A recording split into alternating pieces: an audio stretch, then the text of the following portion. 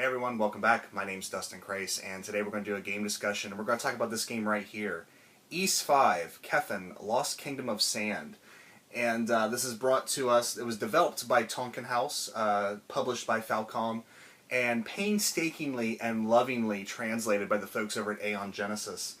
This has often been regarded as a black sheep in the Ys series, and up until now, I don't believe there was any way for fans of the series to play this game in English until the Aeon Genesis translation. And, you know, I can see why people say that this is the black sheep. It's certainly not the most polished. There are some frustrations with the game. But when taken as a whole, we really missed out by not getting this game. This is probably one of the more story-driven Ys games out there. A lot of the more modern ones like 7 and, you know, Cell 7 just came out. They kind of redid the story for Felgana. These modern ones have a really big storyline, but like the earlier ones like Ys Book 1 and 2, the storyline was pretty sparse, whereas this really has a lot of story in it. And you know, all said and done, I spent 6.5 hours playing this game and beat it. So it's another one of those early Ys games that's really, really short. But I'm telling you what, I had a really fun time with Ys 5. And like I said, there are some frustrations. We'll get into that when we talk about the gameplay. But from a storyline perspective, I was really impressed with this one. It involves Adol, you know, as always, coming in on his boat, and all of a sudden, you know, he's faced with prejudice because of his red hair, and that gets him in trouble and gets him off on this adventure. It's pretty much the same. It's kind of like Zelda in a way. It's kind of the same setup. You know, Adol coming in on a boat, whereas in Zelda, Link is always waking up in bed. You know, it's kind of that same. Every game has that same opening kind of premise. But, yeah, you know, Adol moves through this area, and every time, come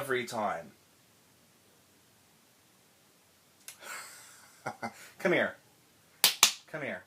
people want to see you, and if you're going to be loud, then people should at least get to see your silly face. Duncan. Making trouble. Alright, anyway, there's a nice little tidbit. I'm gonna keep this ball because I don't want you doing that again. Adol's, you know, moving through the countryside and meets a lot of different characters. There's a lot of characters in this game to kind of keep track of, and if you're familiar with Ark of Nepishtim, then you're going to recognize some characters, and that was really cool. It's really cool that they really tie these games in together because it is one unified world that Adol is traveling through. But, you know, it's kind of the same premise as most of the games. He travels to this, you know, this area, and then there's shit, what's the word I'm looking for? A prophecy that a red-headed stranger is going to come and seriously fuck things up. And, turns out, there's also a phantom city that is out there threatening all of creation yet again, and it's up to our intrepid hero to wade through all of that prejudice and save the day. So you got to give it up to Adol because he's really doing a lot for us redheads out there. He's really putting that prejudice down and saying, hey, we're good people too. So yeah, but the storyline I really had a good time with. It doesn't overstay its welcome. It's got a nice bit of mystery to it, and it kind of does keep you playing. Where the game kind of falters a bit is in the gameplay, and actually this game really reminded me a lot of Ark of Nepishtim because chronology, well, not chronology-wise, because you had to hit an action button in Ys 3, but it's that top-down perspective again, and you have to hit an action button to make Adol swing his sword instead of the run-and-bump gameplay that was kind of the series standard for a while. Adol also has a jump in this game, and that's kind of a cool and a bad thing, because the platforming in this will infuriate you. There's one part of the game where you're jumping on these platforms across like a raging river, and if you fall into the river, it takes you downstream, and you have to start the whole thing over again. And there's 2 screens of this you have to get through. And most people would say, okay, platforming, that's not that hard, I can do that. The problem is, when Adol jumps, he takes like a half step forward. So if you're too close to the edge of the platform, you're going to fall. And it took me about 20 times to finally get through that section. And it didn't seem like I was close enough to the edge to fall off, but then I'd hit the forward button, hit the jump real fast, and he wouldn't jump, he would just fall right into the water. Now, truth be told, I'm playing this on an emulator, and I'm using a Sega Saturn PC controller. And while it has really nice responses, it probably wouldn't be as responsive as if I was playing this on the Famicom and had a licensed Super Nintendo controller. That's probably there's probably a little bit of a difference there, but it's enough to just kind of make you. The action is a bit clunky. Adol swinging his sword, it takes some getting used to, sort of where his sword actually strikes, because he's right-handed. So if you swing your sword, and if the monster is slightly on your left side, you're probably going to miss because his sword swing only goes so far. And in some places it feels very precise. When you miss, it feels like it's very precise. And when you hit, it feels like you shouldn't have been able to hit that thing at all. But you get used to it. And by the end of the game, I was able to move through the areas pretty quick. So it's just the learning curve of the control scheme. The game also has a magic system in it, which is absolutely worthless. It's kind of a weird alchemy system where as you move around the environment, sometimes you'll just find elemental shards. And you can go to a person in town to combine these shards. And there's earth, wind, fire, water, light, and dark. And with different combinations of all these gems, you can make different spells. That's great. That's awesome. If the game actually made you use these spells, which it never does. I was leveling up my magic for a while, and then I realized it's really not that useful in this game because the spells take a long time to cast. They're hard to line up with enemies because enemies are constantly moving.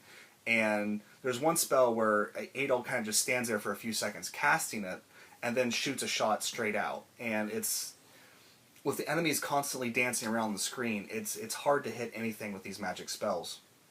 So I stopped worrying about the magic altogether.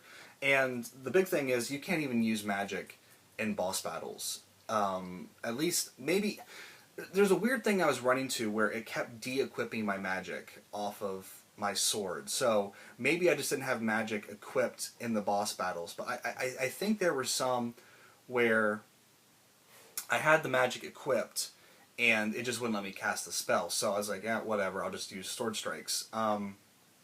And to be honest with you, this game is so easy that it's not even going to matter.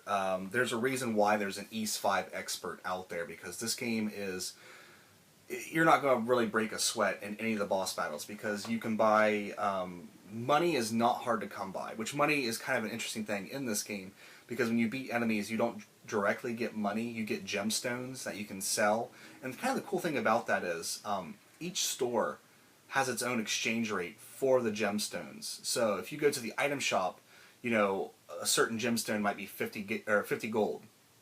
You go to the weapon shop, and if you try to sell it there, it might be 75. So it always kind of pays to go around and see who's offering the best exchange rate on the gems.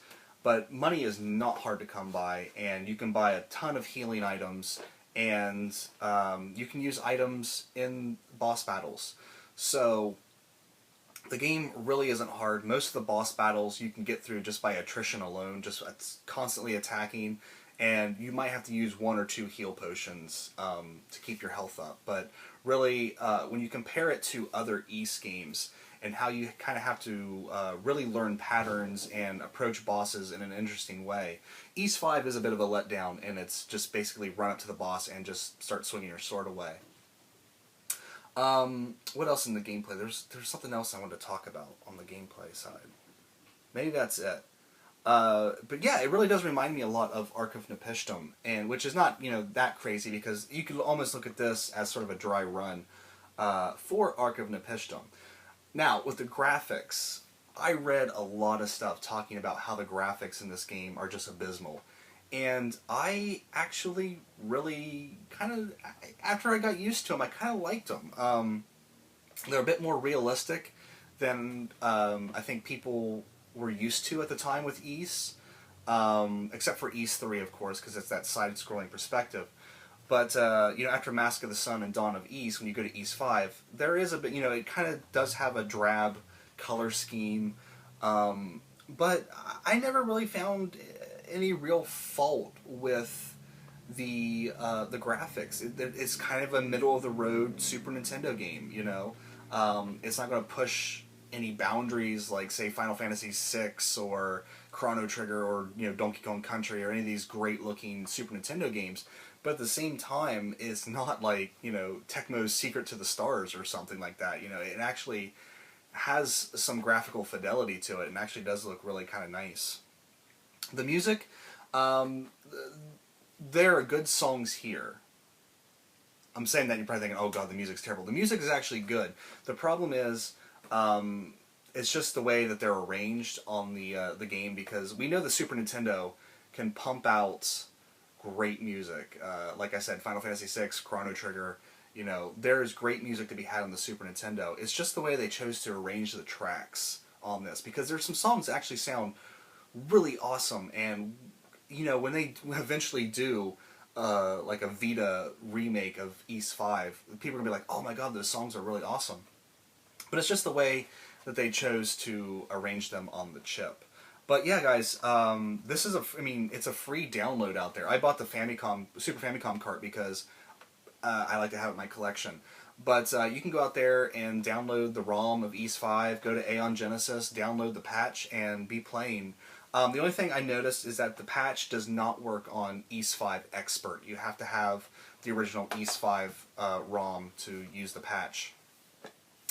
But, you know, reading so much about how bad this game supposedly was, when I actually got down to play it, I actually really enjoyed my time with it. It's kind of a diamond in the rough in a lot of ways. And compared to other Super Nintendo action RPGs, it's pretty good. You know, I actually prefer this to Soul Blazer. And a lot of people really like Soul Blazer as an action RPG. I actually kind of prefer this to Illusion of Gaia, in a way. And that's probably going to, people are probably going to just fucking spam my wall now with this stuff. But, you know, I had a really fun time with it. The characters are really endearing. And it's just kind of great to finally get this lost tale of Adol. And, because it has been lost since, what, 1995? Yeah, since 1995, so, long time. long time. But now we're finally getting to experience it, and I think everyone should give it a shot. You know, it might not be the best game you ever play, but again, it took me 6.5 hours to beat, so you can knock it out in one day if you want to. But if you're a fan of Ys, you owe it to yourself to go out and give this a shot, because it's one of those stories that we haven't got yet. And I'm really hoping Falcom does do a remake of this, because there's a great story here, and I feel like if they expand it kind of the way they did with Celceta and some of the other characters that are around or join your party, like you could have Terra from Ark of Nepishtim in your party. You know, she's a little kid in this one, but that's okay. But, I mean, right here on the back, you get to see, like, the cast of characters there. There's a huge cast of characters, and some of them you only talk to once. But some of them really make a big impact in the story. And it's sad that this one kind of gets the shaft because, well, of course, because there was no English translation. But, you know, most people saying it's a bad game when it's not a bad game. It's just kind of, you know, compared to the other Ys games, it's just kind of an average game. So, definitely give Ys 5 a shot if you have a chance. And I'm glad I did and really enjoyed my time with it. So, I don't know what I'm going to play next. I haven't really decided yet. I'm going to kind of peruse the shelves today. But, yeah, that's it for this video. So, oh, before I forget, there is a new episode of Another Gaming Podcast. We just put it up a couple days ago. I'll put a link down below. in the description, so you guys can check that out if you want to. So it's kind of our end of year review thing. We would just kind of take the year as a whole in and talk about different things, and it's a long episode. It's 3.5 hours, so might want to make dinner or something before you start. But anyway, that is it. I want to thank you guys so much for watching. Take care. I'll see you next time.